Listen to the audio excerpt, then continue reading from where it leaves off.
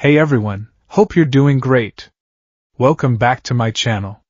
In today's video, we'll dive into what if Deku survived as a mutant in Magneto's Brotherhood. Smash that subscribe button, and be sure to peek at the description below.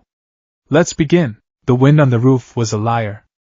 It whispered of freedom, of boundless skies and endless possibilities, a cruel counterpoint to the words that had just cemented the bars of Izuku Midoriya's cage. You need to be realistic. The voice of All Might, the symbol of peace, the man whose smile was the sun in Izuku's sky, echoed in his ears, colder and sharper than the rooftop breeze. Each syllable was a hammer blow, shattering the stained glass cathedral of his dreams. He had stood there, a trembling acolyte at the feet of his god, and his god had pronounced him unworthy. He didn't remember the walk down the stairs. It was a blur of concrete and echoing emptiness. His feet, clad in their familiar red sneakers, felt like lead weights, each step a final, thudding nail in the coffin of a 15-year-long fantasy. His yellow backpack, usually a comforting weight, now seemed to pull him down, heavy with the useless artifacts of his obsession. The burnt, autographed page of Hero Analysis for the Future No. 13 felt like a brand against his back. He emerged onto the bustling street, and the world seemed muted, as if someone had turned down the color and sound. The vibrant tapestry of Nizurufu, the chorus of traffic, the chatter of pedestrians, the larger-than-life heroes smiling down from billboards, was just noise and light, signifying nothing. He was a ghost drifting through a world he was not meant to be a part of. A spectator. A footnote. His path home was automatic, a route worn into his soul by years of travel. He passed the takoyaki stand, the savory aroma usually a small joy, but today it was just the smell. He saw children playing in a park, one of them rocketing into the air with small, uncontrolled bursts from his heels, his friends cheering. A pang of envy so sharp it felt like a physical wound lanced through Izuku's chest. He looked down at his own quirkless hands, his own useless feet. They were just flesh and bone. Nothing more. He stopped at the edge of an overpass, clutching the railing. Below, cars streamed by like blood cells in the city's veins. For a fleeting, terrifying moment, he wondered how it would feel to just let go, to join the rush. The thought was an intruder, ugly and cold, and he recoiled from it, stumbling back from the edge. No. He couldn't do that to his mom. He couldn't. But what else was there? A life of being realistic. A life of standing in the crowd, cheering for others, while the fire inside him slowly starved for air until it was nothing but cold ash. The weight of his future, a vast, gray, empty expanse, pressed down on him until he could barely breathe. He pulled his notebook from his bag. The cover was singed, the title a mockery. Hero Analysis for the Future. His future? He clutched it, his knuckles white, his arm trembling with the urge to hurl it into the traffic below, to let it be shredded and scattered, to obliterate the last, painful evidence of his foolishness. But he couldn't. This was him. This obsessive, analytical, hopeful part of him was the only thing that had ever felt truly his. To throw it away would be a kind of suicide. With a choked sob, he shoved the notebook back into his bag and forced his legs to move, one miserable step after another. He was so lost in the fog of his own despair that he almost missed it. Kaboom! The sound was familiar, a thunderclap that every citizen of this superpowered society knew. A villain attack. His head snapped up, his body reacting on instinct honed by years of chasing sirens. His feet, which had felt so heavy moments before, were suddenly light. He was running, pushing through the startled crowd, his heart hammering against his ribs for an entirely different reason. It was an addiction, this desperate need to see, to analyze, to be close to the action. Even now, with his dreams in ruins, the pull was irresistible. He skidded to a halt at the edge of a containment line, his eyes wide. It was the underpass from earlier. Thick, black smoke billowed out, and flames licked at the walls of the narrow shopping arcade. The pro-heroes were already on the scene. Death Arms was there, his muscular arms straining as he held back a buckling storefront. Backdraft was working tirelessly, creating a perimeter of water to keep the flames from spreading. Kamui Woods was evacuating civilians, his wooden limbs stretching to pluck people from second-story windows, but they were all keeping their distance from the source of the chaos. And then Izuku saw it. A heaving, amorphous mass of green slime, bubbling and churning in the center of the street. Two malevolent eyes floated within the viscous fluid, darting around with manic glee. It was him. The sludge villain. The one All Might had. Izuku's blood ran cold. The villain that All Might had bottled up. The bottle that had fallen from All Might's pocket when he'd grabbed onto his leg. This is my fault. The realization was a physical blow, knocking the wind from his lungs. If he hadn't been so selfish, so desperate, if he hadn't clung to his hero and caused him to drop the bottle, this wouldn't be happening. People were in danger because of him. The heroes were struggling because of him. Why aren't they doing anything? Someone in the crowd muttered. He's got a hostage! Another replied, pointing. Izuku's eyes followed, and his world stopped. He saw the hostage, trapped within the villain's swirling form, thrashing and struggling for air. He saw the spiky blonde hair, the flashes of red from a school uniform he knew as well as his own. He saw explosions erupting from the sludge, uncontrolled and desperate, only serving to set the surrounding area on fire. And he saw the eyes. Red, terrified, and pleading. It was the look of someone staring into the abyss, a desperate cry for help that no one else seemed to see. Kaken, Katsuki Bakugo. His childhood friend. His tormentor. The one who had told him to take a swan dive off the roof just a few hours ago. And now, he was suffocating, his powerful quirk rendered useless, his pride and anger stripped away, leaving only raw, primal fear. The heroes were at a standstill. Death Arms was busy with structural support. Kamui Woods was weak against fire. Backdraft was focused on containment. No one had the right quirk to handle this specific situation. They were waiting for someone else, for a hero with the right power set to arrive. But Kaken didn't have time. Izuku saw it all. He saw the hero's limitations. He saw the villain's fluid body, invulnerable to blunt force.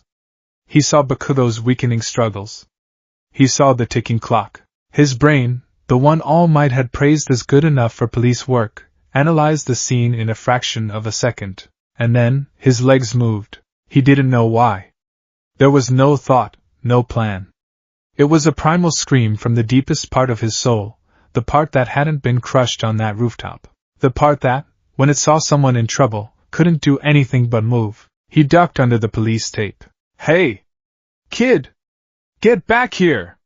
Death Arms yelled, but his voice was distant. The world narrowed to a tunnel. At the other end was Bakugo. Izuku's feet pounded against the pavement, the sound lost in the roar of the flames and the villain's guttural laughter. His mind was a maelstrom of terror and adrenaline. What am I doing? I'm quirkless. I'm going to die. But beneath the panic was a single, defiant thought. His eyes, they were asking for help. You again? The sludge villain roared, its huge eyes fixing on him. The little gnat who made me late. I'll kill you for good this time. A slimy tendril lashed out. Izuku, running on pure instinct, ripped his backpack off and hurled it with all his might. It was a pathetic, desperate act, but it was all he had. The heavy bag, filled with textbooks and notebooks, flew through the air and struck the villain squarely in the eye. The villain howled, momentarily distracted. Bakugo's face was visible for a split second. Deku? He choked out, his voice a strangled gasp. What the hell are you? That 1 second was all Izuku needed. He was there, at the base of the slimy monster, his fingers clawing uselessly at the viscous fluid that held his friend captive. It was like trying to dig through thick, sticky tar. It gave way under his fingers only to immediately flow back, sucking him in. Stop it! It's no use! Bakugo rasped, his explosion sputtering. Just run! No! Izuku screamed, his voice cracking with exertion and fear. He kept digging, his nails scraping, his mind racing. Think! Think! There has to be a weakness. A core? A weak point? His brain offered nothing. His analysis was useless. He was just a quirkless kid, about to be absorbed by a monster. The villain recovered, its rage absolute. That's it! You're finished! A massive wave of sludge rose up, crashing down on Izuku. The world dissolved into a green, suffocating nightmare. The foul, sewage-like substance filled his mouth and nose, cutting off his air. His lungs screamed for oxygen. The pressure was immense, crushing him from all sides. He was drowning. He was dying. And in that moment of absolute, primal terror, as his consciousness began to fray at the edges, something inside him broke. It wasn't a snap. It was a deep, resonant hum that started in the marrow of his bones. A feeling like a tuning fork had been struck in the center of his being, its vibration spreading through every cell in his body. It was alien, terrifying, and overwhelmingly powerful. The world outside of him ceased to exist. His perception turned inward, and for the first time he saw, not with his eyes, but with a sense he had no name for. He saw the sludge villain not as a monster, but as a system. A complex equation of biological and chemical data flooded his mind. Semi-sentient protoplasm, viscous cohesion maintained by a weak polymorphic protein chain, neurological signals dispersed throughout the mass, no central nervous system. The information wasn't thought, it was simply known. He understood the villain's very nature on a fundamental level, as if he were reading its source code, and his body, without his command, began to write a counter-program. The hum in his bones intensified into a low-frequency vibration. A strange, emerald green light, like static on a broken screen, began to flicker around his skin, directly where the sludge was in contact with him. It wasn't hot or cold, it was just energy. Pure, raw, and uncontrolled. The sludge touching him began to change. The part of the villain trying to force its way down his throat suddenly stiffened, its fluidity gone. It became brittle, like old gelatin, and cracked. The crushing pressure around his chest lessened as the slime encasing him lost its cohesion, turning sluggish and granular. Outside the maelstrom, the pro-heroes watched in stunned disbelief. "What is that?" Backdraft yelled over the roar of his own water jets. "His quirk, is it activating for the first time?" Death Arms grunted, his eyes wide. The green static around the boy flared violently. A nearby street lamp popped, showering the ground in glass. The electronic billboard across the street fizzled, its smiling hero dissolving into a screen of digital noise. The windows of a nearby convenience store rattled in their frames, then spiderwebbed with cracks from the resonant frequency. Car alarms began to shriek up and down the street. This was no ordinary quirk manifestation. It was chaotic, destructive, and raw. It felt less like a superpower and more like a law of physics being broken. The sludge villain shrieked, a sound of agony and confusion. Its body was destabilizing. The parts in contact with the small, green-haired boy were turning into a semi-solid, useless mass. "What are you? What are you doing to me?" Izuku couldn't answer. He was a passenger in his own body. The power was a raging river, and he was a leaf swept along in its current. He could feel it analyzing, adapting, and countering. A wave of exhaustion, so profound it felt like he was being pulled apart on a molecular level, washed over him. With a final, desperate surge of energy, the green aura flared one last time. A powerful, omnidirectional pulse of a nullifying frequency erupted from him. The entire body of the sludge villain seized up, convulsing as its protein chains were irrevocably shattered. With a wet, sickening slump, the monster's form lost all integrity, collapsing into a heap of inert, foul-smelling organic matter, releasing a gasping, half-conscious Katsuki Bakugo. Izuku fell to his knees, his body trembling violently. The green static faded, leaving behind only the scent of ozone and the shrill cry of car alarms. He was alive. Kaken was alive. He had done it. He had saved someone. A weak, trembling smile touched his lips.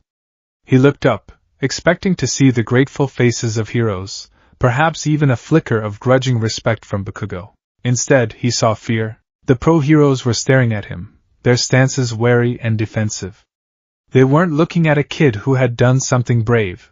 They were looking at an unknown variable, an unstable element. "Kid, stay right where you are," Death Arms said, his voice lacking any of its usual booming confidence.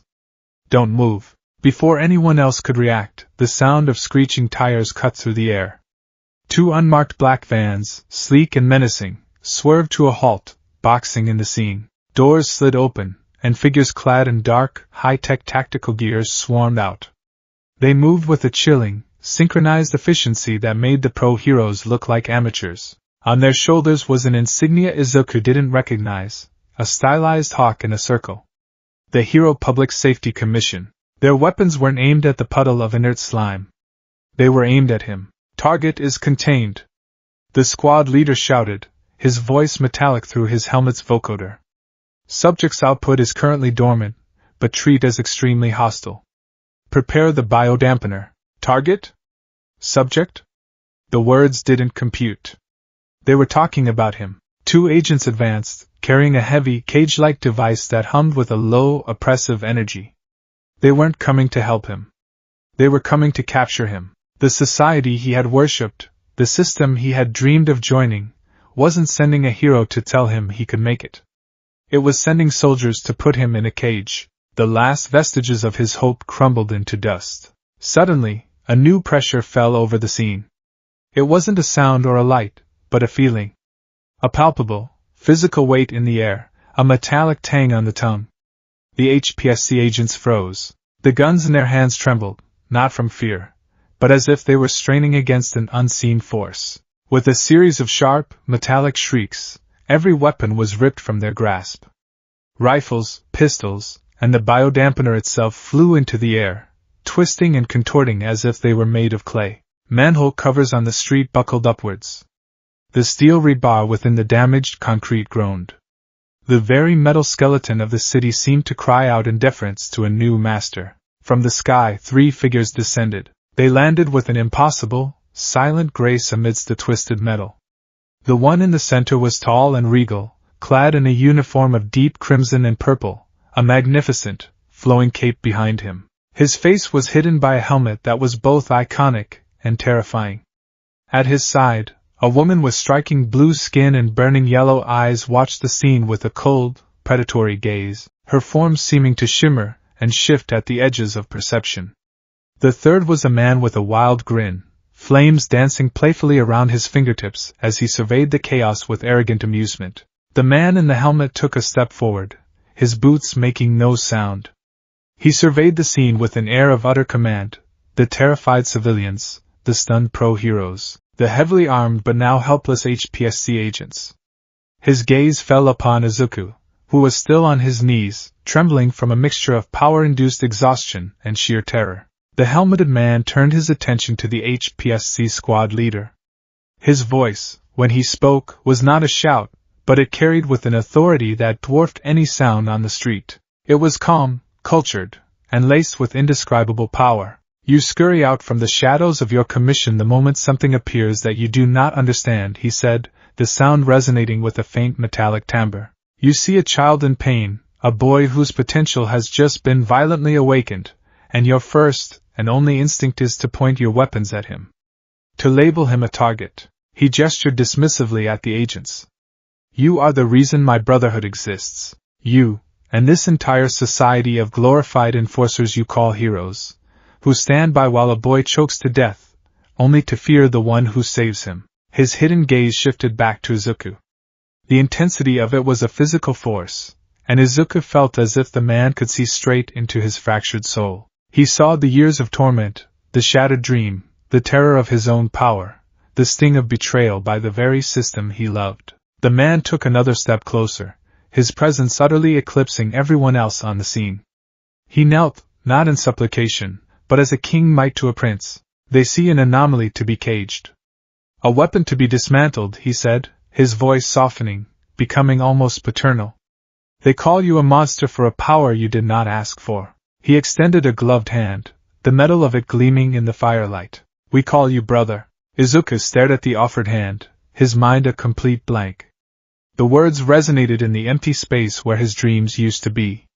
Brother. After a lifetime of being called Deku, of being called useless, of being told he was less than nothing, that one word was a lifeline in a sea of despair. Before Izuku could react, the man stood.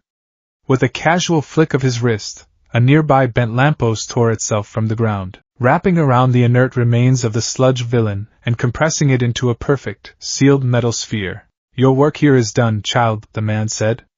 Come. There is a place for you among your own kind. A place where your gifts will not be feared, but celebrated. A gentle, invisible force enveloped Izuku, lifting him from the ground. He was too weak, too stunned to resist. The world tilted beneath him. He saw the blue-skinned woman give him a curious, unreadable look. The man with the flames just smirked. As he rose into the air, he saw a flash of movement from the edge of the alley.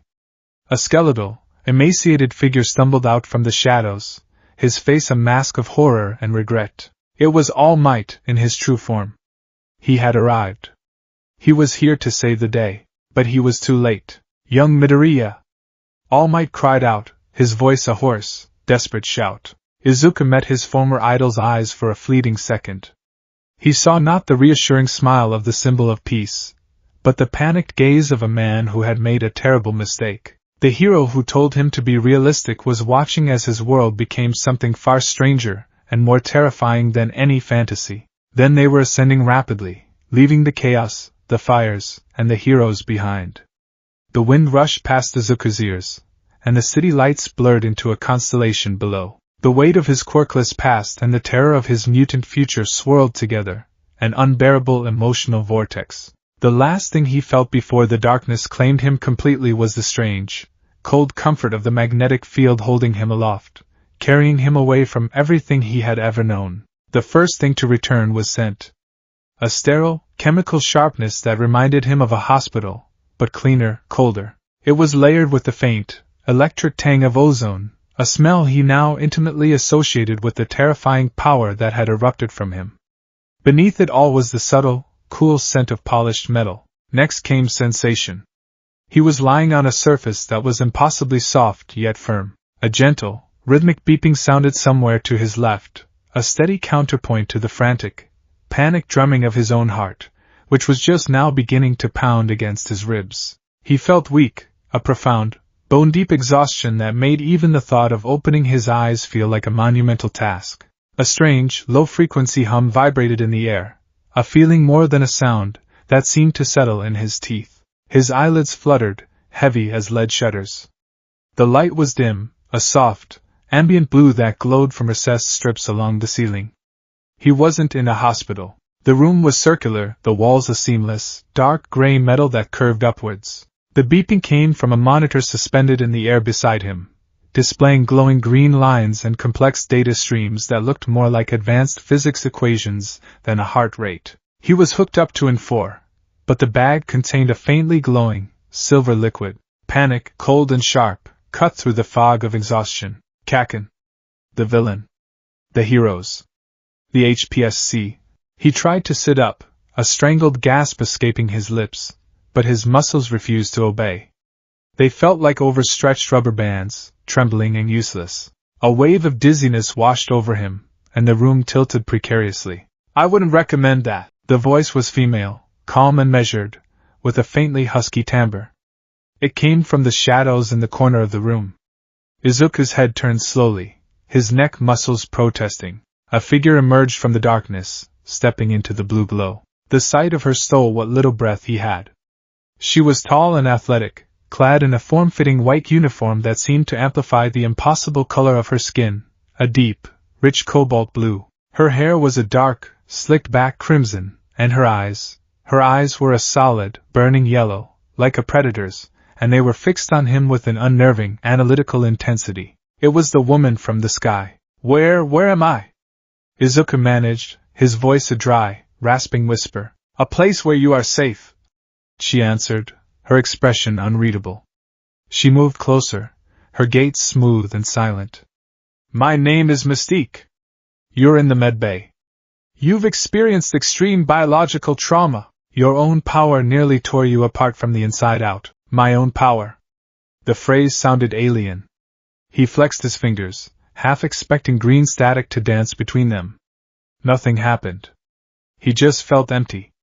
Drained. The HPSC, he started, the memory of their guns, their cold efficiency, sending a fresh spike of fear through him. Will not find you here. Mystique finished for him, a flicker of something, contempt? Disgust? In her yellow eyes. Their reach is long, but it does not extend to Avalon. Avalon. The name was from legend, a mythical paradise. It sounded absurd. The door to the circular room hissed open, a perfect iris of metal blades retracting into the wall. 2 more figures entered, and Izuku's heart leaped into his throat. One was the man with the wild grin, now dressed in a simple black and red uniform. He had a pair of sophisticated-looking lighters strapped to his wrists. The other was the man in the helmet. Even without the grand entrance, his presence was overwhelming. The low hum in the air intensified, a physical pressure that seemed to emanate directly from him. He moved with a slow, deliberate grace, his crimson and purple uniform absorbing the blue light of the room. He was a king entering his court. "So, this is the little sparkplug who caused all that fuss?" the grinning man said, his voice laced with a thick Australian accent. He sauntered over to the bed, looking Izuku up and down with a dismissive smirk. A small, perfectly controlled flame danced on his fingertip.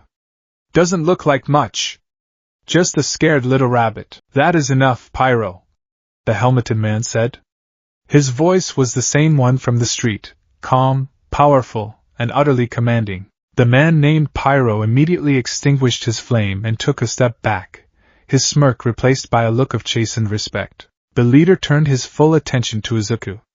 The featureless, menacing facade of his helmet was terrifying, yet the focus he directed at him didn't feel malicious. It felt interested, deeply and profoundly interested. "How do you feel, child?" he asked. Izuku swallowed, his throat dry as sandpaper. "Tired. Confused." He looked from the helmeted man to Mystique, then to Pyro. Who are you people?" The man reached up and, with a soft hiss of depressurizing seals, removed his helmet. Izuku had expected a monster, a scarred and twisted villain from the newsreels. He was not prepared for the face he saw. The man was older, perhaps in his late 50s or early 60s, with a strong, dignified face lined by years of struggle and conviction. His hair was silver, and his eyes were a pale, piercing blue, filled with a weary intelligence and a deep, simmering fire. There was a profound sadness in them, but also an unshakable resolve. He looked less like a terrorist and more like a revolutionary leader, a scholar forced into the role of a general. "My name is Eric Lencher," he said, his voice softer without the helmet's modulation. "Though the world knows me by another name, Magneto. Magneto. The master of magnetism. An S-class villain, a global threat. A man responsible for acts of terrorism across the world." Izuku's blood ran cold. He was in the den of the lion. He tried to shrink back into the bed, a futile gesture of self-preservation. Magneto saw the fear in his eyes and gave a small, sad smile. "I understand your reaction. You have been taught to fear me. Just as you have been taught to worship your heroes. He gestured for Mystique to help Izuku sit up, and she did so with a detached, professional efficiency, propping pillows behind his back. "Rest," Magneto commanded gently. "We are not your enemies. I want to show you something. I want you to understand why we brought you here." He looked at Mystique. "Take us to the observatory." Mystique nodded.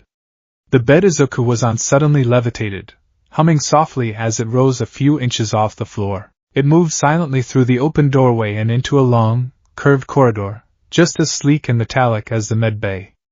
Izuku's mind, even in its panic state, couldn't help but marvel at the technology. It was seamless, advanced far beyond anything he'd ever seen. They passed other doorways, and he caught glimpses of different rooms, a training hall where a young man with reptilian features was scaling a wall with incredible speed, a common area where a woman with stark white hair was reading, a small, localized snow flurry swirling above her open palm. These people, they were like him. They were different. They arrived at a large, circular door that irised open to reveal a breathtaking sight. It was a vast, hemispherical room, one entire wall of which was a single, immense pane of transparent crystal. Beyond it lay a sight of impossible beauty. A secluded, verdant valley, nestled between jagged, snow-capped Japanese mountains, was spread out below them. A powerful waterfall cascaded down a sheer cliff face into a crystal-clear lake. The air was so clear it seemed to magnify the vibrant greens of the forest and the deep blues of the water. The base, Avalon, was built directly into the heart of one of the mountains, hidden from the world. The floating bed came to a rest in the center of the room. Magneto stood before the window, his hands clasped behind his back, looking out at his hidden sanctuary. Pyro and Mystique stood at a respectful distance. "Beautiful, is it not?" Magneto said without turning. "A world without smokestacks, without prejudice, without the noise of humanity. A place where our kind can live and breathe without fear." He turned to face Izuku, his pale eyes serious. "Tell me, Izuku Midoriya, what did you feel when those armed men from your government pointed their weapons at you?" The question caught Izuku off guard. He thought back to that moment, the abject terror, the crushing confusion. I was scared," he admitted, his voice barely a whisper. "I didn't understand. I just saved Kaken. You thought they would see a hero," Magneto finished for him, his voice laced with a gentle pity. "But they did not. What did you see in the eyes of the pro-heroes? In Death Arms? In Kamui Woods?" Izuku remembered their faces. The wariness. The apprehension. The fear. "They were scared of me," he realized, the words tasting like ash. "Precisely," Magneto affirmed, taking a step closer. "In that moment you ceased to be a boy. You were no longer one of them. You became an it. A thing to be contained. A problem to be solved. And that is the fundamental truth of this world you have been so desperate to protect." He raised a hand, and a sleek holographic projector descended from the ceiling, humming to life. An image flickered into existence in the air between them, a complex, double helix structure, glowing with an inner light. "For generations, humanity has been evolving. Most developed what they call the quirk factor, a shallow, often ridiculous expression of genetic potential. A boy with engines in his legs, a girl who can create nesting dolls. These are powers easily commodified, easily controlled. They are the powers of their heroes, their celebrities. They are domestic." The image of the helix shifted, and a single, brighter strand within it began to pulse with a powerful, almost violent, energy. "But in a rare few, the original evolutionary seed remains. Something older, more powerful, and far more pure. The X gene. It does not grant a simple quirk, it rewrites the very laws of biology and physics for its host. It is the true mark of the next stage of human evolution. The dawn of Homo superior." He looked directly at Izuku, his gaze pinning him in place. "That chaotic energy you released, the power to analyze and deconstruct another's ability on a fundamental level, that is not a quirk, my boy. That is the awakening of your birthright as a mutant. And the HPSC, the secret masters of this hero society, fear that birthright more than anything else in this world." The projector flickered, displaying a new set of images. They were horrifying. A young girl, no older than 10, with beautiful, iridescent butterfly wings, was strapped to a metal table, her face a mask of terror as scientists in sterile suits took samples from her wings. A teenage boy whose skin was covered in sharp, crystalline growths was being blasted with a high-pressure hose in a concrete cell, crying out in pain. A heavily redacted medical report with the title, "Subject 073, Anomalous Quirk Factor, Post-Mortem Analysis." Izuku felt sick. His stomach churned, and he had to look away. "These are the ones they find before we do," Magneto said, his voice now cold as steel, the sadness in his eyes replaced by a burning, righteous fury. "Mutants whose powers manifest in ways they cannot control or commercialize. They are labeled anomalous, unstable, villainous. They are taken to black sites, experimented upon, and vivisected, all in the name of public safety. This," he said, gesturing to the horrific images, "is what your heroes protect. A fragile piece built upon the bones of my people." He swiped his hand, and the images vanished. "This is what they would have done to you, Izuku. They would not have trained you. They would have chained you. They would have cut you open piece by piece to understand how your magnificent power works, and then they would have tried to weaponize it or erase it. Your dream of being a hero would have ended on a cold, metal slab in a secret laboratory." Every word was a perfectly aimed blow, striking at the foundations of Izuku's world. He wanted to scream that it wasn't true, that All Might would never let that happen, but he remembered the look in All Might's eyes on that rooftop. The practicality. The dismissal. "You need to be realistic." He remembered the HPSC agents, their inhuman efficiency, their complete lack of hesitation. Magneto's words, as monstrous as they sounded, fit the terrifying reality he had just experienced. I don't believe you," Izuku stammered, though his voice lacked conviction. It was a reflex, a desperate attempt to cling to the world he knew. Magneto's expression softened again into one of weary sympathy. "I know this is difficult. You have lived your entire life believing in a beautiful lie. It is a painful thing, to have one's eyes opened." He gestured to the main screen on the wall. "Perhaps you will believe them." The crystal window shimmered and transformed into a massive television screen, displaying a live news broadcast. The headline at the bottom of the screen made Izuku's heart stop. "Villain in training? Muzidafu anomaly abducted by terrorist Magneto." The anchor, a woman with a severe haircut and a serious expression, was speaking gravely. "Details are still emerging, but eyewitness accounts and hero testimony paint a disturbing picture. The unidentified youth, previously believed to be quirkless, exhibited an extremely powerful and destructive ability, resisting hero control before being taken by the notorious mutant supremacist, Magneto. Experts are calling it one of the most dangerous quirk manifestations on record." They cut to shaky cell phone footage. It was him. He saw himself on his knees, surrounded by that terrifying green static. He saw the streetlights pop, the windows shatter. From an outsider's perspective, he looked like a monster. He looked like a bomb about to go off. They showed an interview with a quirk scientist. "An uncontrolled manifestation of this magnitude is a threat to public order," the man said, adjusting his glasses. "The subject's energy output was disrupting all nearby electronics and destabilizing matter on a molecular level." The Hero Public Safety Commission's intervention was, while jarring to the public, likely a necessary precaution to prevent further catastrophe. Necessary precaution. They were justifying it. They were telling the whole world that hunting him down with guns was the right thing to do. But the final blow, the one that shattered what was left of his world, came next. The news cut to an interview on the street in front of his apartment building. Reporters were swarming, microphones thrust forward. And there, in the center of it all, was his mom. Inko Midoriya's face was pale, her eyes red and swollen from crying. She was clutching her arms, looking small and lost amidst the media frenzy. "My son is not a villain," she sobbed, her voice breaking. "He's a good boy. He's always been such a good boy. He just wanted to help people. Please, whoever has him, please just bring my Izuku home." A raw, guttural sound of anguish escaped Izuku's lips. Seeing his mother like that, seeing her pain broadcast to the world for their entertainment, it was a torture worse than any physical injury. He had done this to her. His foolish dream, his reckless action, his monstrous power, it had all led to this. His mom was suffering, and it was his fault. Tears streamed down his face, hot and unstoppable. The screen went blank.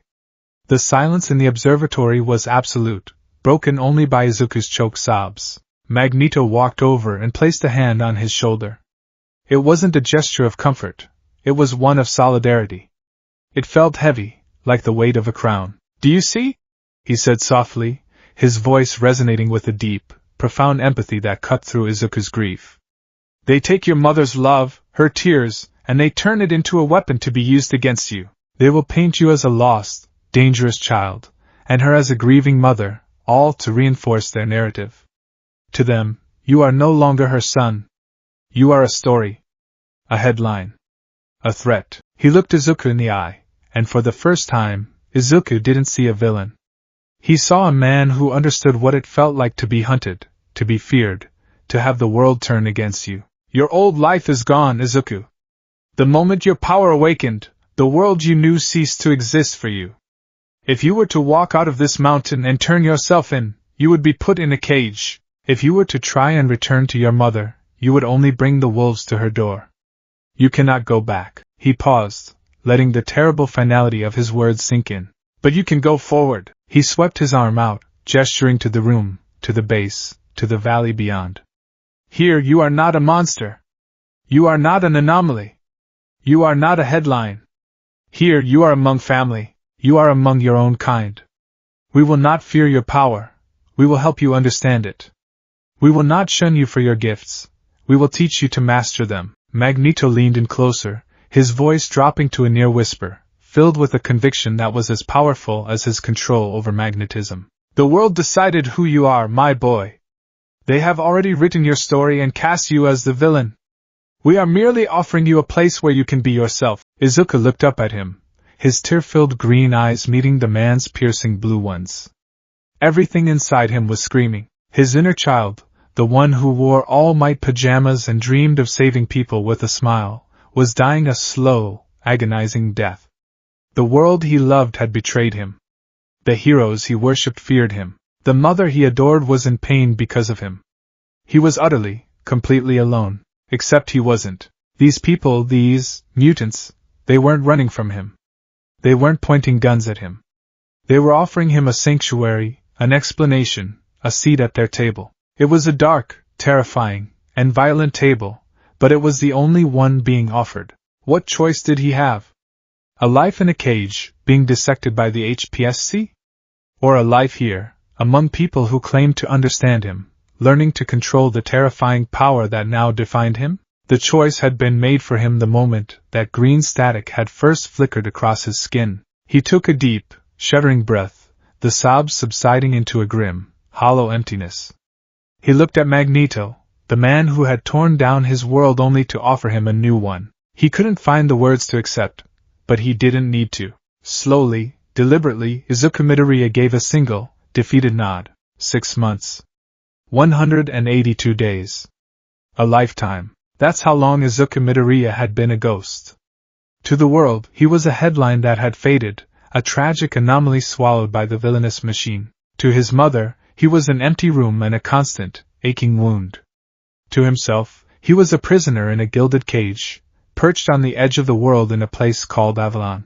His assigned quarters were a marvel of minimalist, futuristic design. A bed that molded to his form, a terminal that could access the Brotherhood's curated archives, and a window, a single, panoramic pane of reinforced crystal, that looked out not upon the verdant valley, but into the silent, stardusted void of space. Avalon, he had learned, was not just a mountain fortress. It was a sprawling complex, part of which was a cloaked, low-orbit station, a true seat of power hidden in plain sight. From here, Magneto could watch the world turn, a silent, patient god of magnetism. Izuku spent most of his initial weeks in that room, a self-imposed exile. He devoured the news feeds Magneto permitted him, watching his own story warp and twist until it was unrecognizable. He was the Muzurifu anomaly, the sludge kid villain, a cautionary tale parents told their children about the dangers of unstable quirks. All Might had given a somber press conference, vowing to bring the misguided youth home, but the undercurrent was clear: bring him in, not bring him back. The grief was a physical weight, a constant pressure behind his sternum. But grief, he was learning, was a luxury. Survival was a necessity. And in Avalon, survival meant becoming useful. The day his new life truly began, Magneto came to his room. The master of magnetism did not knock. The door simply irised open, and he was there, a study in quiet power. Your period of mourning is over, Izuku, he said, his voice leaving no room for argument. It is time you had a name. A designation for your new life. Izuku, who had been staring blankly at the swirling blue-green marble of the earth below, didn't look up. I have a name. Izuku Midoriya is the name of a ghost, Magneto corrected gently. Deku is the name of a victim. Neither will serve you here. Your power is unique. You do not create or project. You analyze, you reflect, you counter. You are an answer to a question posed by another's power. From now on, you will be known as Echo. Echo. The name settled over him, cold and strange. It was fitting. An echo has no voice of its own, it only repeats what it hears. He felt like that, a hollowed-out space, defined only by the terrible power that had filled him. You will begin your training tomorrow, Magneto continued. Mystique and Pyro will oversee your instruction. Do not disappoint me, Echo. The door hissed shut, leaving Izuku alone with his new name and a creeping sense of dread. The training began not with his power, but with his body. His quirkless, frail, hopelessly human body. Mystique, in the form of a brutally efficient drill sergeant with a face like granite, ran him into the ground. Every morning before the station's simulated dawn, he was put through a grueling regimen of physical conditioning in Avalon's zero-gravity gymnasium. He ran on treadmills against magnetic resistance, his lungs burning. He performed contorting calisthenics, his muscles screaming. It was a systematic deconstruction of Izuku Midoriya. The boy who hunched over notebooks was being broken down and rebuilt into something harder, leaner, more resilient. For the first month, every inch of his body ached. He would collapse into his bed each night, too exhausted to even dream, and wake up stiffer than he had been before. But slowly, painstakingly, his body began to respond. The wiry muscle that had always been hidden beneath a layer of baby fat began to define itself. His stamina increased. He could hold his own, barely, against the younger recruits in hand-to-hand combat drills. He was still no fighter, but he was no longer a fragile doll. It was during this physical crucible that he discovered the first, subtle, conscious control over his power. During a particularly grueling sparring session against a mutant named Toad, whose prehensile tongue and superhuman agility made him an impossible target, Izuku found himself cornered. As Toad leaped towards him, Izuku's mind, pushed to its absolute limit, didn't just panic. It analyzed. He saw it, the slight shift in Toad's center of gravity, the minute muscle contractions in his legs that preceded the jump, the exact trajectory of his tongue. It was a flood of predictive data, and his body, without a conscious command, adapted. He sidestepped a fraction of a second before Toad even landed, his arm coming up to block a strike that hadn't been thrown yet. He wasn't faster. He was just ahead. It was a flicker, a momentary glimpse of his power's true potential beyond a stress-induced cataclysm. And it was the first time in months he felt something other than despair. He felt a sliver of control. It was this flicker that prompted the next phase of his training. The Crucible of Fire. The training room was a sterile, circular chamber of obsidian black metal, designed to withstand extreme temperatures. Standing in the center, a cocky grin plastered on his face, was Pyro. "All right, Echo," the Australian pyromaniac drawled, cracking his knuckles. "First lesson, pain is a great teacher. Eric wants to see if you can pop that little party trick of yours on command, so I'm gonna try and roast you like a marshmallow, and you're gonna try and not be a marshmallow. Simple, yeah?" Izuku's heart hammered against his ribs. This was insane. Pyro wasn't a sparring partner. He was a walking flamethrower. "What are the rules?" Izuku asked, his voice trembling slightly. Pyro laughed, a harsh, grating sound. "Rule number 1, don't die." That's it. With a flick of his wrist, a jet of searing orange flame erupted from the lighter on his gauntlet. It wasn't a projectile. It was a controlled, searing wave of heat that washed over Izuku's side of the room. The heat was a physical blow. The air shimmered, and the instinct to scream and run was overwhelming. He scrambled back, his training uniform starting to feel hot against his skin. He had no plan, no strategy. This was just survival. "Come on, Rabbit, dance for me!" Pyro taunted, sending another plume of fire licking at his heels. For 10 minutes, that's all Izuku did. He dodged, he rolled, he ran. He was a mouse in a cage with a cat made of fire. He could feel the heat blistering his exposed skin. The air was becoming thin, choked with smoke. Panic was setting in, cold and slick. His power, the thing they were trying to test, remained stubbornly dormant. It needed a trigger, a moment of true, life-or-death crisis, and his conscious mind was fighting against letting himself get that close to the edge. "This is pathetic," Pyro scoffed, growing bored. He stopped playing, and his grin turned predatory. "Guess we gotta up the stakes." He brought both hands together, and the two small jets of flame from his gauntlets merged, twisting into a roaring vortex of fire, a miniature sun that pulsed with ferocious heat. It wasn't a warning shot. It was a kill shot. As the fireball hurtled towards him, Izuku's mind finally broke through the wall of his fear. There was no time to dodge. This was it. The trigger. Crackle. The green static, faint at first, flickered across his skin. His perception of the world shifted, slowing to a crawl. The roaring fireball became a beautiful, terrifyingly complex system of rapidly oxidizing hydrocarbons, thermal radiation, and convective energy transfer. He saw the physics of it laid bare, a living equation rushing to solve itself on his face. Analysis: intense thermal energy, approximately 1200 degrees Celsius. Primary threat is cellular combustion and flash boiling of intracellular fluids. And his body, finally given the data it needed, responded. Adaptation: initiate rapid, localized transpiration. Increase epidermal cell density and hydration. Temporarily alter protein composition in outermost skin layer to increase thermal resistance. It was the most intensely painful and bizarre sensation of his life. It felt like every pore on the front of his body was sweating profusely, the moisture vaporizing into a micro-thin layer of steam a millimeter from his skin. His skin tightened, feeling tough and leathery, like a biological shield had snapped into place. The fireball hit him. He was thrown back by the concussive force, slamming into the metal wall. But the fire parted around him. It washed over his body like water over a smooth, oiled stone. There was heat, an intense and uncomfortable pressure, but it wasn't the searing, flesh-melting agony he had expected. He was inside the inferno, and he was surviving. He looked down at his arms.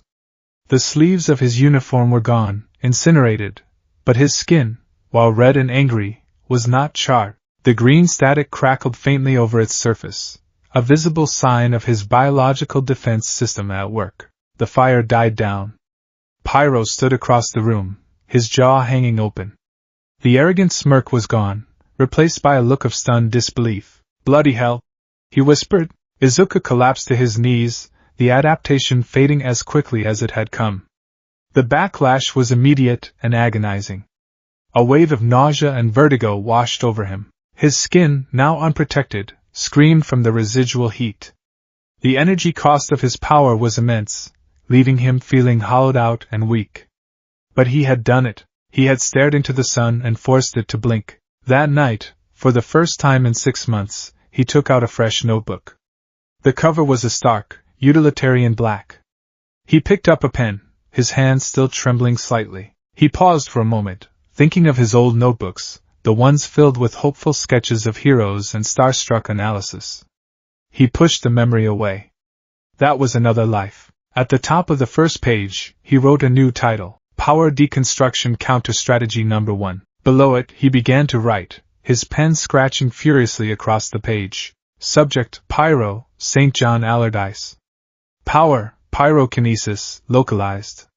Requires external flame source, wrist-mounted igniters, and ambient oxygen. Maximum observed temperature 1200 degrees Celsius. Psychological profile, arrogant, overconfident. Relies on overwhelming force and intimidation. Possible counters, deprive of oxygen, vacuum, CO2 extinguisher. Deprive of ignition source. Exploit psychological weaknesses, frustrate him, make him angry, his control becomes sloppy. My own adaptation is purely defensive, reactive. Energy cost is severe. Must find a way to activate it preemptively. Requires further testing. He filled page after page, not just with notes, but with diagrams of his own skin, hypotheses about the biological mechanics of his adaptation, sketches of Pyro's equipment. He was deconstructing his world, one power at a time, and it was the only thing that made him feel sane. If Pyro's training was a crucible, Mystique's was a scalpel. Her lessons took place not in a gym, but in a holographic simulation chamber that could replicate any environment. She was not interested in his power. She was interested in his mind. Your greatest weakness is not your body, she told him during their first session, her yellow eyes dissecting him. She stood before him in her natural blue form, a deliberate choice to keep him off balance. It is your face. It is an open book, and every page is written in a child's scrawl. You broadcast everything you feel, fear, surprise, hesitation. In our world, that will get you killed. Her training was a series of cruel mental exercises. She taught him to control his heart rate through meditative breathing. She would show him horrific images, the HPSC experiments, war footage, a holographic recreation of his mother crying, and demand he keep his expression perfectly neutral. She taught him to lie, not just with his words, but with his body language, his breathing, the dilation of his pupils. He learned to build walls around his own mind, to become a fortress. Sentiment is a liability, Echo. She would repeat, the phrase her mantra. Compassion is a weapon your enemies will use against you. You must learn to cut it out of yourself before they do. He hated her for it. He hated the cold, detached way she tried to strip him of his own humanity. But he couldn't deny the effectiveness of her methods. He was becoming a better actor, a better liar. He was learning to wear a mask, and the more he wore it, the more it started to feel like his own face. The culmination of his training came 3 months later. Magneto summoned him, Mystique, and a few other Brotherhood members to the observatory. We have a target, Magneto announced, a holographic map of a Japanese port city appearing in the air. The HPSC is moving something.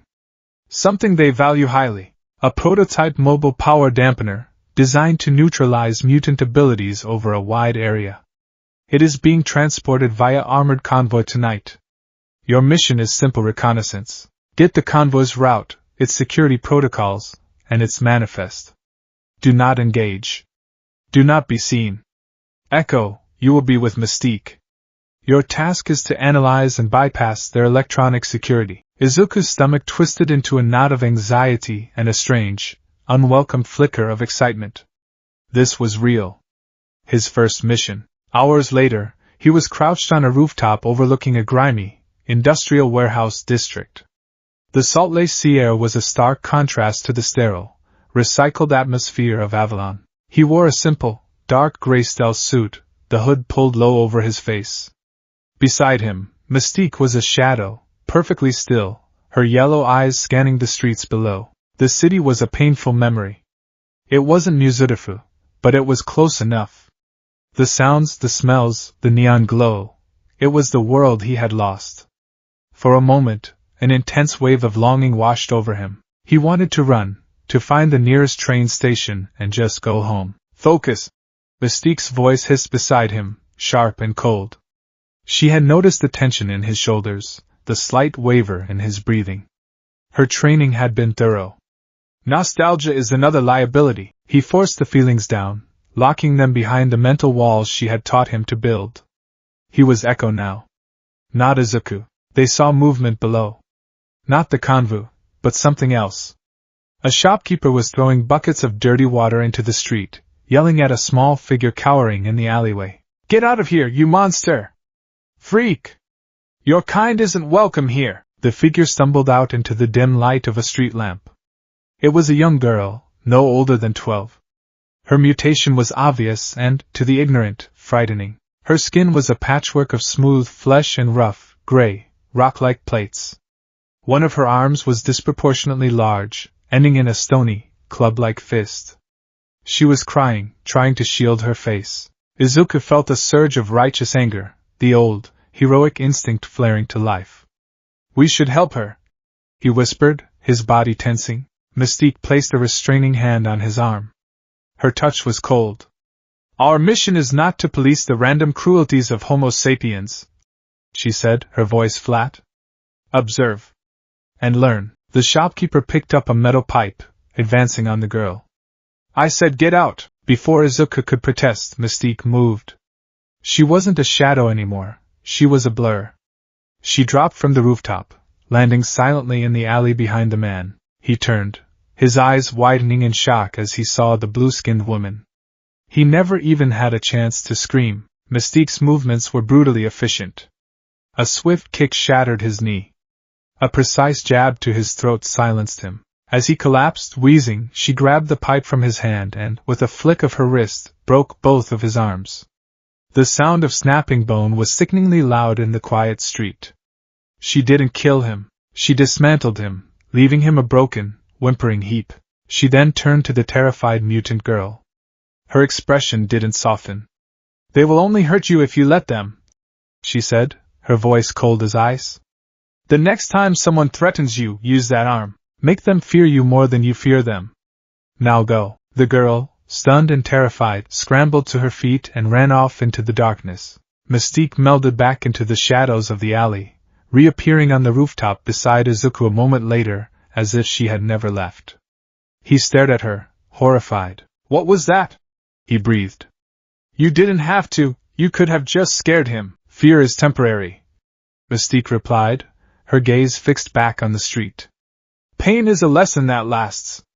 He will think twice before raising his hand to one of us again, and the girl has learned that she cannot rely on anyone to save her. 2 valuable lessons delivered. It was an efficient use of time. Izuku felt sick. He had seen the prejudice Magneto had spoken of, the raw, ugly hatred directed at someone just for being different. It made him burn with an anger that solidified his place here. But he had also seen Mystique's solution, cold, disproportionate, and utterly ruthless.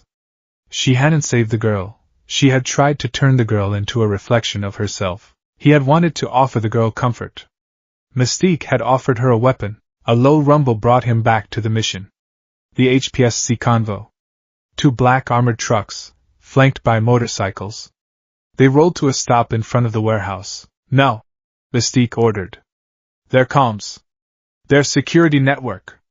Find a way in. Izuku pulled a small, modified tablet from his belt, a device designed by the Brotherhood's tech genius, Forge. He connected it to a pair of high-gain antennas aimed at the convoy. The screen filled with scrolling lines of encrypted data. He closed his eyes, focusing.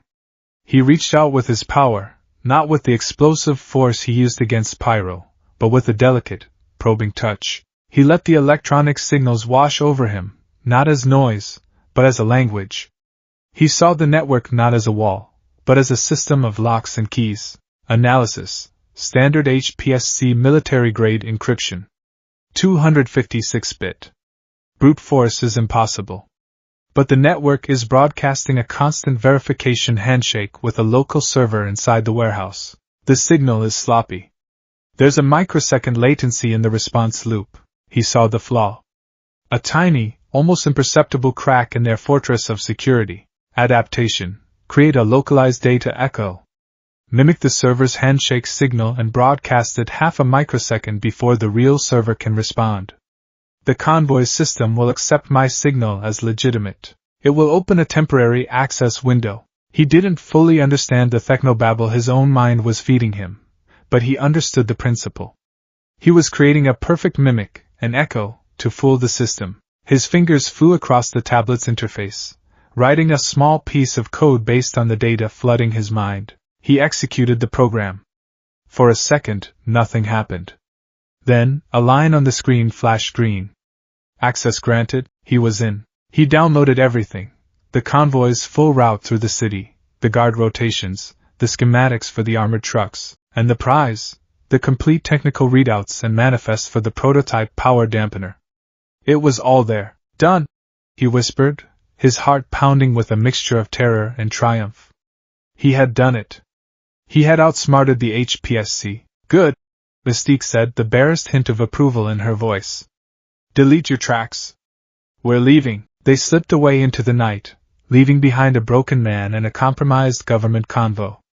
The mission was a resounding success, but as they made their way to the extraction point, Izuku couldn't shake the image of Mystique's cold, yellow eyes, or the sound of bones breaking in a dark alley. He had proven himself to the Brotherhood.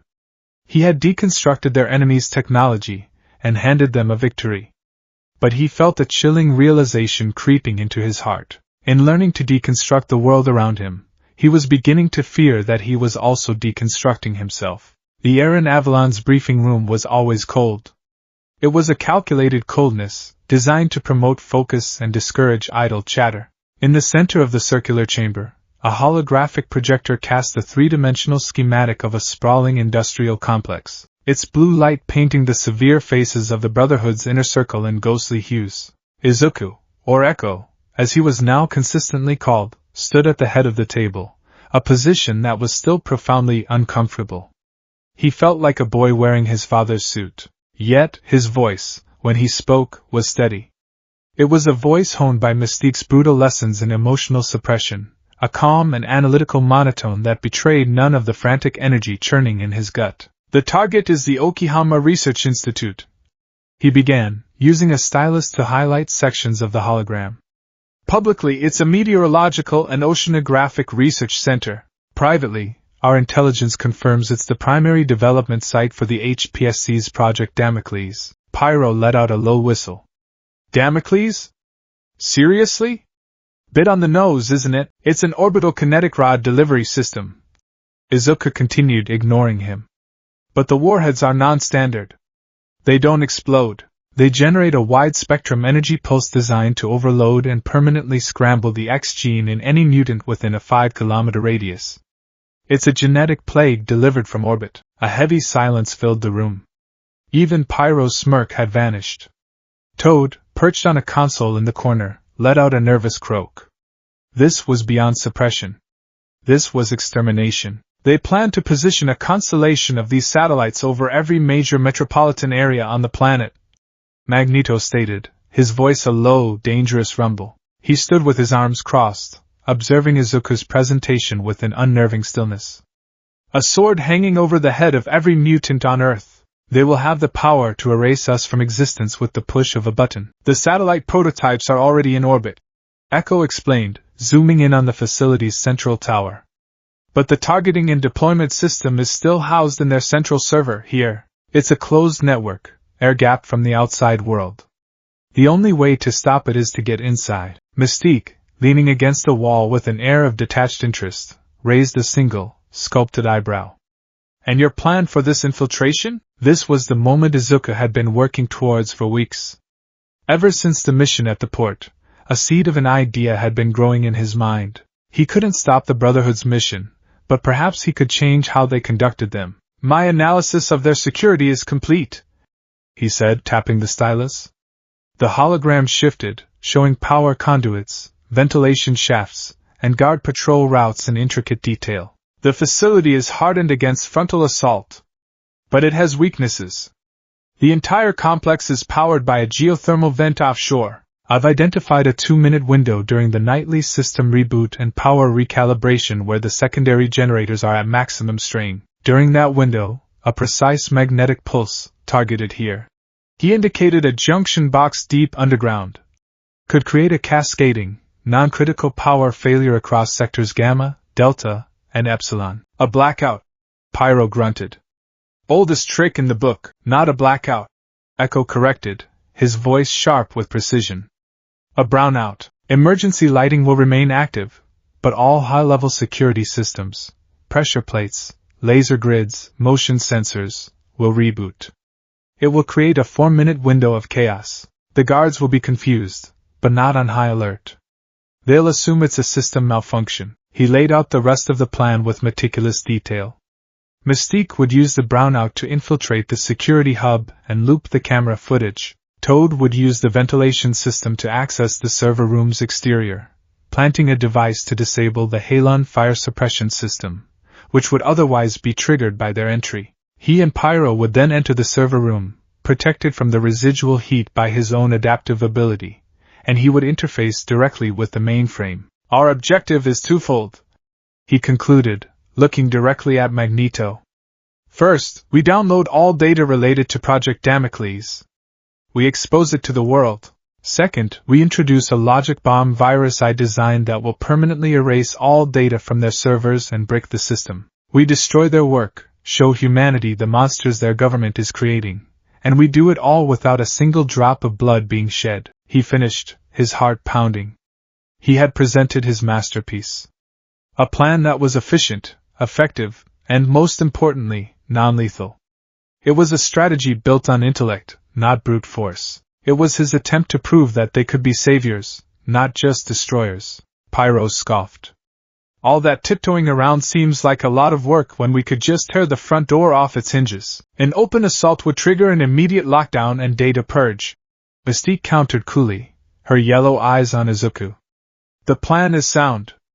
Complex but sound. Izuku held his breath, waiting for the only judgment that mattered. Magneto was silent for a long moment, his pale blue eyes studying the hologram, and then Izuku. A slow smile spread across his face, a rare expression that was both avuncular and deeply unsettling. Brilliant, he said, the word resonating with genuine admiration. Precise. Humane. You see the world not as a battlefield, Echo, but as a chessboard. You have a gift. He turned to the others. We will proceed with Echo's plan. To the letter. Prepare for departure in 1 hour. A wave of relief so profound it almost made Izuku's knees buckle washed over him. He had done it. He had steered the might of the Brotherhood onto a more righteous path. For the first time since he had arrived in Avalon, he felt a flicker of the boy who had wanted to be a hero. The coastal city of Okihama was shrouded in a damp, salty fog that clung to everything, muffling sound and blurring the neon lights into watercolor streaks. The research institute stood on a man-made peninsula, a fortress of brutalist concrete and dark glass, looking more like a prison than a scientific facility. From their vantage point in a derelict shipping container a kilometer down the coast, Echo watched the facility through a pair of high-powered binoculars. He was a bundle of nerves, but Mystique's training held. On the outside, he was calm, his breathing even. He was Echo, the strategist. 3 minutes to the system reboot. He reported into his comm, his voice a low murmur. Mystique is in position. Came the shapeshifter's reply, smooth as silk. Toad is ready to go for a swim. The reptilian mutant chirped, his voice buzzing with nervous energy. Just tell me when to light the fuse, boss. Pyro's voice crackled, full of barely contained impatience. Echo looked to his side. Magneto stood at the edge of the open container door, a silhouette against the misty harbor lights. He was not wearing his helmet, his silver hair stirred by the sea breeze. He seemed utterly serene, as if enjoying the evening air. Are you ready, my boy? Magneto asked without looking at him. Yes, Echo replied, his own voice sounding small in comparison. Good. There is no room for hesitation tonight. The final minute ticked by in agonizing slowness. Echo watched the chronometer on his wrist-mounted device, his eyes tracking the second hand. 3, 2, 1, now. Execute, he commanded. Magneto raised a single, elegant hand. He didn't move a muscle, but Echo could feel it, a subtle, powerful shift in the ambient electromagnetic field. It was like the deep, inaudible rumble of an earthquake. A mile away, deep beneath the Okihama Institute, a carefully orchestrated magnetic surge overloaded a single, critical power conduit. The effect was instantaneous. A bank of floodlights on the facility's perimeter flickered and died. Sections of the electric fence sparked and went dark. The entire complex seemed to take a shuddering breath. Brownout confirmed. Mystique's voice came over the comm. I'm in. Go, Toad, go! Echo urged. On it! Echo's part was next. He and Pyro moved out, running low along the rocky coastline, their dark uniforms blending into the shadows. They reached the base of the facility at a pre-designated weak point, a thermal exhaust port for the geothermal generators. The heat was immense, but for Pyro, it was like a pleasant summer day. He effortlessly parted the searing steam, creating a path for them into the maintenance tunnels. The inside was a maze of pipes and catwalks, bathed in the eerie red glow of the emergency lights. Alarms were blaring, but they were low-priority system alerts, not intruder alarms. So far, the plan was working perfectly. His tablet, linked to the facility's network through Mystique's breach, guided them through the labyrinth. They moved with a speed and silence born of brutal training. Server room is 2 levels up, Echo whispered, pointing towards a service ladder. 30 seconds until the primary security systems come back online. They scrambled up the ladder, Pyro moving with an impatient agility. They emerged into a pristine white corridor, the main research level. The door to the server room was a thick slab of reinforced titanium. Toad status? Echo asked. Fire suppression is offline. You're clear, but you might want to hurry. Smells like burnt frog in this vent, Pyro grinned. My turn. He placed his hands on the door, and the air around them shimmered with heat. The titanium began to glow a dull red, then cherry, then a brilliant white-orange. Instead of melting it into a puddle, which would be too messy and loud, Pyro was using precise, concentrated heat to warp the locking mechanism from the inside. With a soft, metallic groan, the lock failed. They slipped inside. The room was a cathedral of data, rows upon rows of humming black servers, their blinking lights reflecting in the oppressive darkness. The air was frigid, the cooling system still working on backup power. Okay, Echo breathed, pulling a set of interface cables from his pack. Keep watch. This will take the full 2 minutes. He jacked into the main console, his fingers flying across a holographic keyboard that shimmered into existence.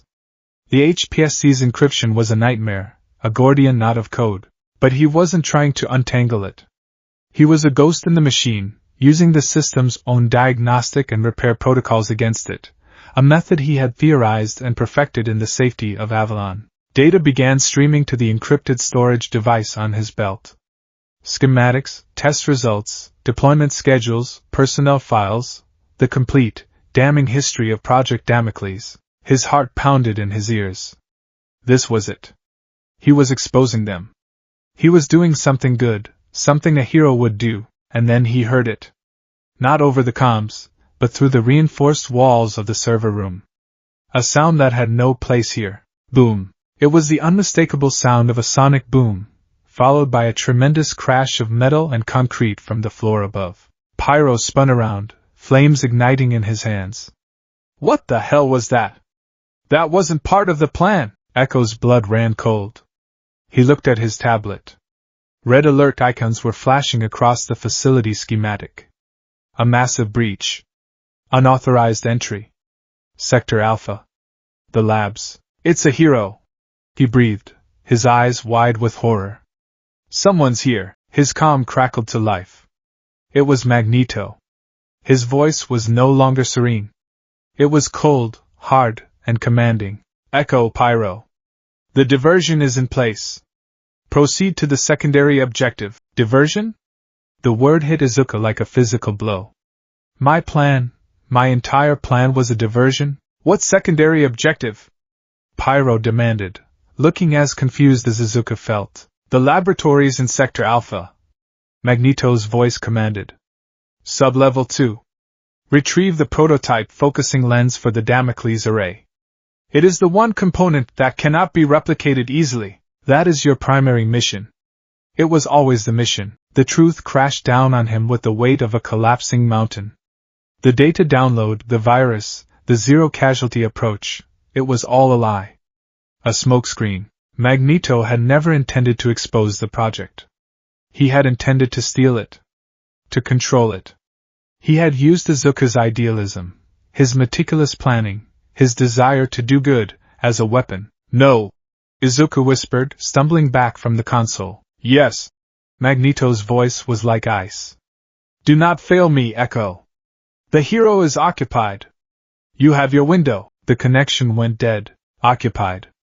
Occupied by whom?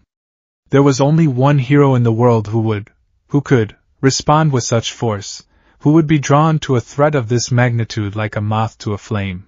All Might. The name was a prayer and a curse on his lips. He was here. He had walked right into Magneto's trap. So that's the play, Pyro said, a slow, vicious grin spreading across his face. The old man played you like a fiddle, kid. Come on. Let's go get the real prize. Pyro started for the door, but Izuku didn't move.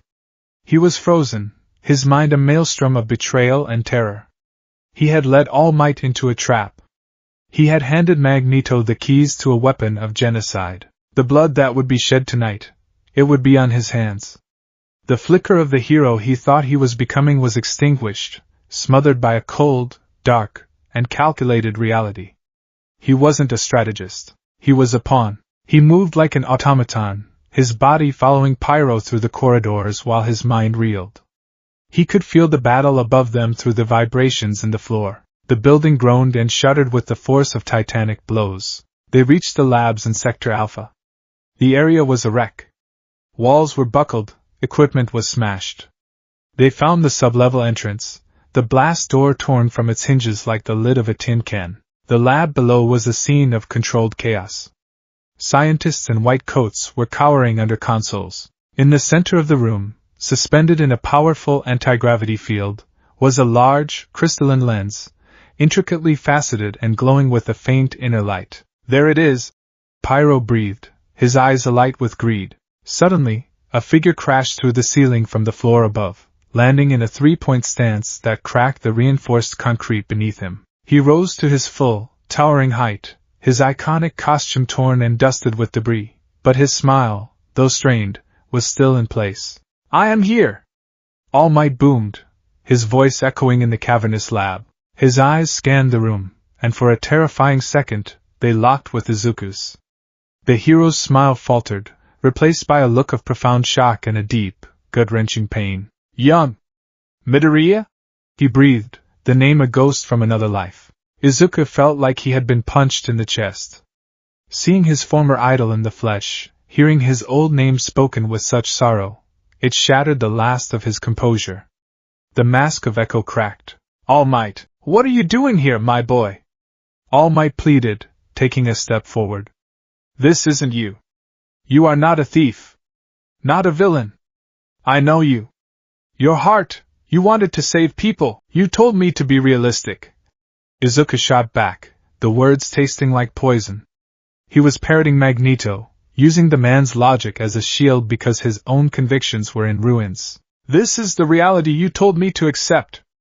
A world where people like me are hunted, where men like you stand by and let the HPSC write us off as monsters. All Might flinched as if struck. That is not. I made a mistake, my boy. A terrible mistake. Let me fix it. Come with me. We can fix this. He was so sincere. The regret in his eyes was genuine. For a heartbeat, Izuku wanted to believe him. He wanted to run across the room and be young Midoriya again. A shadow fell over them. Magneto descended from the hole in the ceiling, floating down to land gracefully between them. He was wearing his helmet now, a terrifying, impassive god of wrath. He is no longer your concern, symbol of peace, Magneto said, his voice amplified and distorted by the helmet. He has chosen his own side. I was not speaking to you. All Might growled, his body tensing, the air around him crackling with the sheer power of One for All. You heroes are all alike, Magneto said with a dismissive wave of his hand. You see the world in such simple, childish terms. Good and evil. Right and wrong. You cannot comprehend the necessity of sacrifice, the righteousness of a cause that demands a hard choice. He gave a slight, almost imperceptible nod to Pyro. It was the signal. Pyro didn't hesitate. He unleashed a massive torrent of fire, not at All Might, but at the cowering scientists. It was a brutal, merciless attack designed to divide the hero's attention. No! All Might roared. He moved with impossible speed, a blur of red, white, and blue, positioning himself between the flames and the civilians. He took the full force of the blast, his massive frame absorbing the inferno. While All Might was occupied, Magneto acted. Metal pipes ripped from the walls, girders tore free from the ceiling. They flew through the air like spears, all aimed at the preoccupied hero. All Might grunted with effort, swatting the metal projectiles aside, but he was on the defensive, his focus split, and Izuku just stood there, watching. Paralyzed. This was his fault. His plan, his strategy, had led them all to this moment of violence and death. His desire for a bloodless victory had resulted in the exact opposite. He watched the fight, his analytical mind, his curse, taking over. He wasn't seeing a hero fighting a villain. He was seeing two systems of power colliding. Magneto's power was external, a precise and elegant manipulation of the world around him. All Might's power was internal, a raging, incandescent sun of raw, physical force. And as he focused on All Might, his own power responded. It wasn't a defensive adaptation. There was no direct threat to him. This was something new. A deep, penetrating, unsolicited analysis. The world dissolved into data streams. He saw the energy crackling around All Might not just as light, but as a complex biological signature. He saw One for All. He saw it as a sun, yes, but a sun held within a cracked porcelain vase. He saw the overwhelming, crushing power of it, a legacy passed down through generations, growing stronger with each transfer. And he saw the vessel it currently inhabited. He saw Tashinori Yagi, and for the first time, he saw the truth. His analytical sense bypassed the hero's muscular form, peeling back the layers like an MRI. He saw the catastrophic, irreparable damage to his respiratory system. He saw the missing stomach. He saw the latticework of scar tissue that barely held the man together, a gruesome tapestry of a battle long past. He saw how One for All raged against those injuries, how every punch, every exertion of speed, tore the vessel apart just a little bit more. He saw the time limit. Not as a concept, but as a quantifiable, physical reality. He could see the energy depleting, the strain on the hero's body reaching a critical point. The symbol of peace was a ghost, a brilliant, smiling afterimage of a man who had already died once.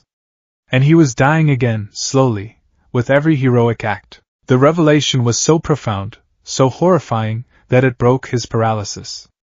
All Might wasn't an invincible god. He was a fragile, dying man, pushing himself beyond all mortal limits for a world that had no idea of his sacrifice. The lens, Pyro! Now! Magneto commanded. Pyro blasted the anti-gravity generator, and the crystalline lens fell. With a precise application of his power, Magneto caught it, levitating it gently. He had what he came for. Our work here is done, Magneto announced. An invisible force wrapped around Izuku and Pyro, lifting them into the air. No! All Might roared, seeing them escape. He threw off the last of the metal debris, and prepared to launch himself after them. Don't! Izuku heard himself say, his voice thin and reedy. All Might froze, looking at him. Don't, you can't! Izuku whispered, his eyes wide with the terrible knowledge he now possessed. You don't have enough time left. He couldn't say the words, but he knew, somehow, that All Might understood. In that moment of hesitation, Magneto created his exit, tearing a massive hole in the side of the facility. They flew out into the foggy night, leaving behind a scene of destruction, a group of terrified scientists, and a lone, faltering hero. As they sped away over the dark water, Izuku looked back.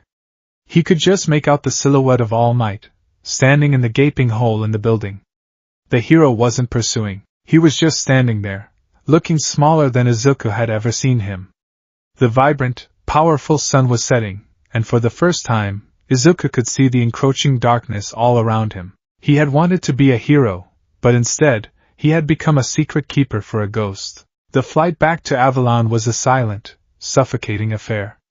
The interior of the stealth craft, usually a space of focused anticipation, was now thick with an unspoken tension that was heavier than gravity. Pyro, for once, was quiet, his usual manic energy replaced by a kind of feral satisfaction. He kept glancing at the heavily shielded container holding the Damocles lens, his eyes gleaming with the avaricious light of a dragon guarding its hoard. Mystique was a statue of blue indifference, her expression unreadable, yet her stillness felt like a coiled spring. And Magneto. Magneto was triumphant. He stood near the cockpit, helmet off, looking out at the dark ocean rushing by beneath them. There was no gloating in his posture, no overt sign of victory. There was something far more unsettling, a deep, profound sense of rightness, the calm of a man who has bent the world to his will and found it to be just. Izuku, now just Echo in name and shell, was huddled in a corner seat, trying to make himself as small as possible. He felt hollowed out. The adrenaline of the mission had been scoured away, leaving behind the raw, scraped nerves of betrayal. Every vibration of the craft's engines felt like a tremor in the foundations of his new reality. My plan was a diversion. The thoughts cycled endlessly in his mind, each repetition a fresh stab of humiliation. He had poured weeks of his life into crafting that strategy, driven by a naive, desperate belief that he could introduce a shred of his own morality, of Izuku Midoriya's morality, into the Brotherhood's war. He had presented his bloodless solution with such pride, and Magneto had smiled, praised his brilliance, and then used it as a gilded cage for the one man Izuku still, in some shattered part of his soul, revered. The image of All Might was burned onto the inside of his eyelids. The shock on his face, the pain in his voice when he said, "Young Midoriya," and the terrible, world-altering knowledge his own power had forced upon him. The symbol of peace was a dying star, his brilliant light a final, furious burning before the inevitable collapse. And Izuku, with his perfect, elegant plan, had thrown him into a fight he couldn't afford, a fight that had undoubtedly shaved precious time off his already dwindling life. He felt a hand on his shoulder, and flinched violently. It was Magneto. The older man's pale blue eyes were not accusatory. They were filled with a calm, paternal understanding that was somehow worse than any anger. "You are quiet, Echo," Magneto said, his voice a low murmur over the hum of the engines. "A mind like yours should be celebrating a flawless victory." Izuku couldn't meet his gaze. He stared at the metal floor, at the scuff marks from his own boots. "It wasn't my victory," he mumbled, the words tasting like acid. "It was yours. My plan was just the bait, a tool," Magneto corrected, his voice gentle but firm. "A brilliant tool, which I used to achieve a necessary objective. A scalpel is not diminished because it is used by a surgeon to cut away a cancer. You should be proud. You forged the blade that allowed me to strike at the heart of our enemy." When they arrived back at the mountain fortress, the atmosphere was one of quiet triumph. The lens was taken to the deep labs, treated with the reverence of a holy relic. The other members of the Brotherhood who had remained behind greeted them with looks of awe and respect. Echo's name was whispered in the corridors. He was the architect of their greatest victory against the HPSC. The praise felt like hot coals on his skin. He couldn't stand it. He excused himself, claiming exhaustion from the mission, and retreated to the sterile silence of his room. But there was no escape. The windows showing the slow, majestic rotation of the earth below felt like a mockery, a reminder of the world he was now irrevocably cut off from. He paced the confines of his room for what felt like hours, a caged animal. The betrayal churned in his gut, a sickening mixture of anger and self-loathing. He had been so arrogant, so certain he could change them from within. And Magneto, with his centuries of experience in the cruel politics of survival, had seen his youthful idealism and weaponized it with masterful precision. He had to confront him. He couldn't let it lie. The hollow feeling in his chest would consume him otherwise. Taking a deep, steadying breath, a technique Mystique had drilled into him for controlling fear, he left his room and made his way to the one place he knew Magneto would be, the observatory. The vast chamber was dark, illuminated only by the light of the earth and the countless, distant stars. Magneto stood before the great window, hands clasped behind his back, a solitary king surveying his dominion. He didn't turn as Izuku entered. He had surely sensed his approach, felt the trace amounts of iron in his blood. "I expected you sooner," Magneto said, his voice echoing slightly in the cavernous space. Izuku walked forward until he was standing a respectful distance behind him. He had replayed this conversation 1,000 times in his head, but now, faced with the man's immense presence, the carefully rehearsed words felt inadequate. "You lied to me," Izuku said, his voice coming out stronger than he expected. It wasn't an accusation, it was a simple statement of fact. "I did not," Magneto replied calmly, still not turning. "I told you we would proceed with your plan. We did. Every step was executed as you designed it. My plan was about exposing them. About stopping them without bloodshed. You used it to set a trap for All Might. You used it to steal a weapon of mass destruction." The anger was building now, a hot tide rising in his throat. "You knew he would come. You counted on it.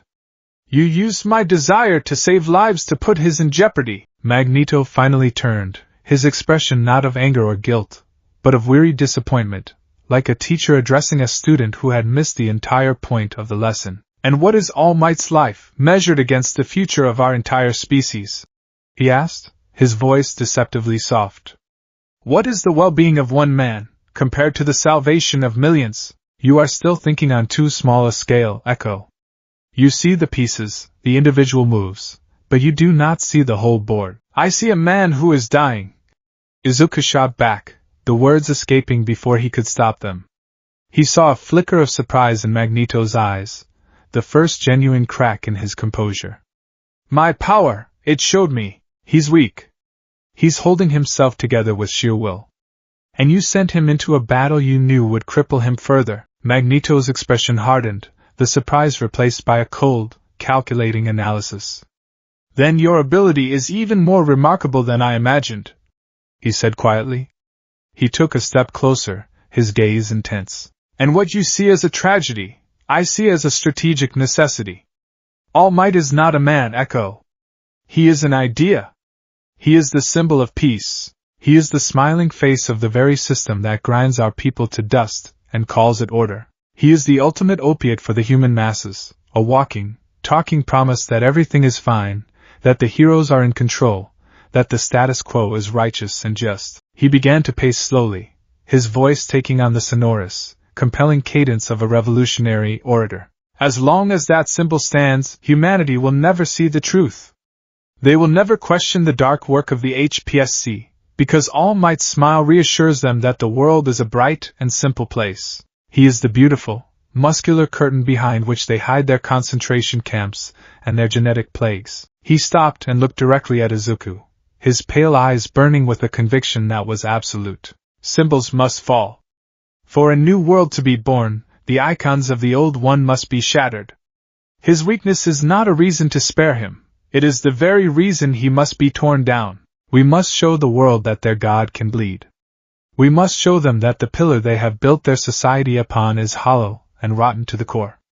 Only then will they listen. Only then will there be space for a new symbol to rise. The schism between them was no longer a crack, it was a chasm. Izuku stared at him, truly seeing the man for the first time. He wasn't just a freedom fighter. He wasn't just a savior to his people. He was a zealot, a man so consumed by the righteousness of his cause that any action, no matter how cruel or deceptive, became justifiable. He was willing to burn down the entire world to build his new one on its ashes. You want to steal their weapons so you can use it yourself, Izuku stated, the realization dawning with sickening clarity. Magneto offered a small, chilling smile. Power is not inherently good or evil, Echo. It is a tool. In their hands, it is a weapon of genocide. In my hands, he said, raising his own, it is a deterrent, a guarantee. The ultimate assurance that humanity will never again point its guns at a mutant child. Salvation for our species is not a negotiation. It is a war. And in war, the side with the bigger weapon is the side that dictates the terms of peace. The conversation was over. There was nothing left to say.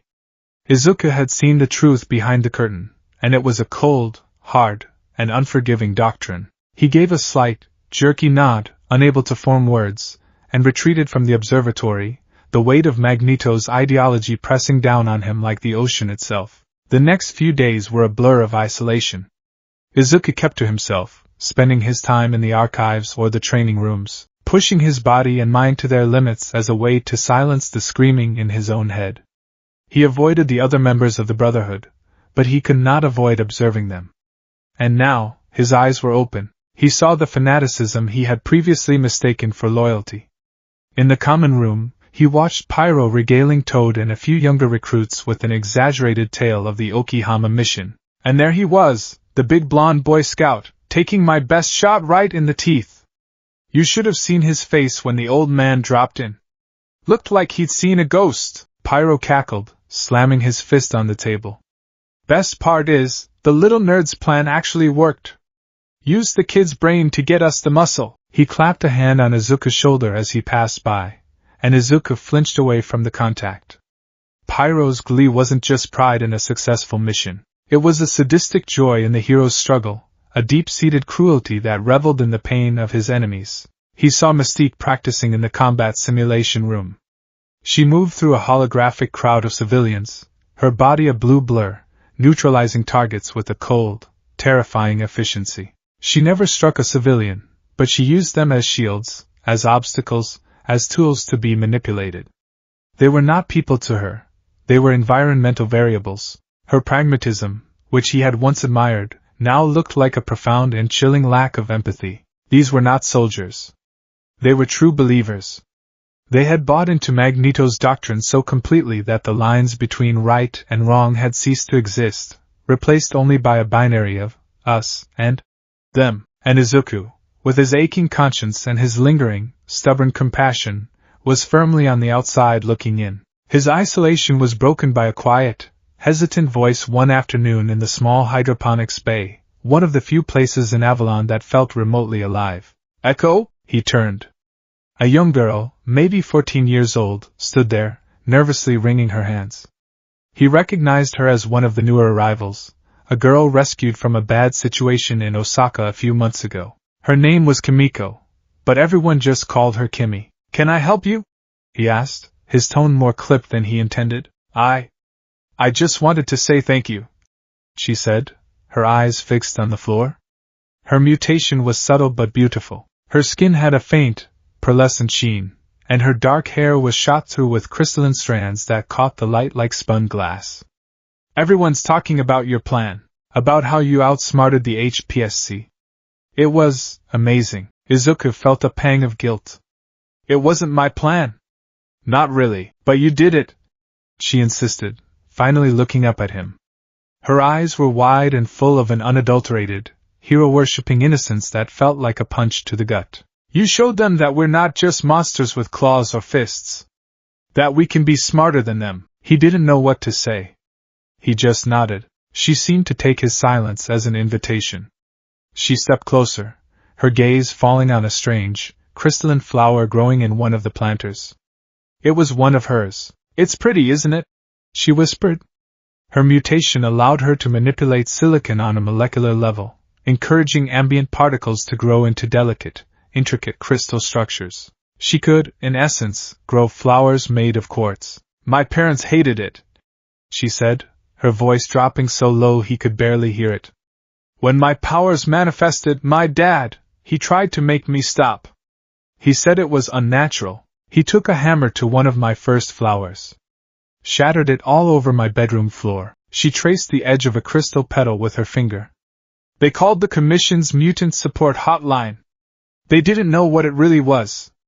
A nice woman came to talk to me, but her eyes were cold. She wanted to take me for testing. That's when Master Magneto came. He just walked through the wall. The HPSC agent's guns flew apart. He looked at my parents, at their fear and their hatred, and he told them they were unworthy of creating something so beautiful. Then he looked at me, and he smiled. He told me I was a miracle, and that he would take me somewhere I could bloom. Tears welled in her eyes, but they weren't tears of sadness. They were tears of gratitude. He saved my life, Echo. He saved me. Everything he does, it's to make sure no other kid has to see their father coming at them with a hammer. Her story was a perfect encapsulation of Magneto's narrative.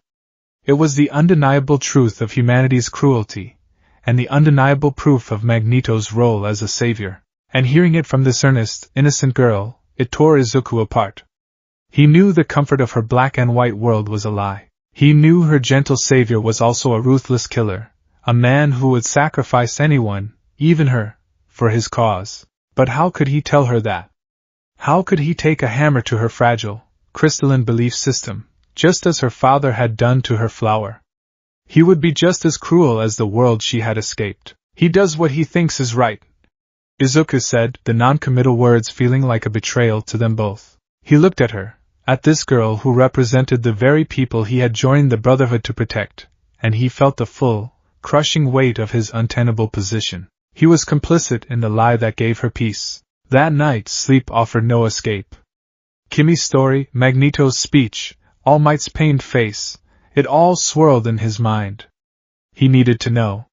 He needed to see the whole board, as Magneto had said, not just the curated history in the main archives, but the unvarnished truth. He had to know if the man who saved Kimmy was the exception, or if the man who manipulated him was the rule. He slipped out of his room in the station's deep night cycle. The corridors were silent, bathed in the low blue light of the emergency strips. He moved with a stealth Mystique would have approved of, a ghost in the machine he now called home. His destination was the archive server room, a restricted area adjacent to the main command center. His plan at Okihama had given him a profound, intuitive understanding of secure networks. He used a stolen high-clearance code from a careless technician's tablet to get through the first door, but the server hub itself was protected by Magneto's personal encryption. It was a lock that responded only to the unique electromagnetic signature of its master. He couldn't break it. But he could echo it. He placed a hand on the console, closing his eyes. He remembered the feeling of Magneto's power, that deep, resonant hum, the pressure in the air. He focused, pushing his own ability in a new way, not to analyze an external threat, but to replicate a known signature. It was like trying to perfectly forge a master's signature having only glanced at it once. Analysis, EM signature, Lensure. Complex, multilayered frequencies. Rooted in base Schumann resonance but with artificial modulations.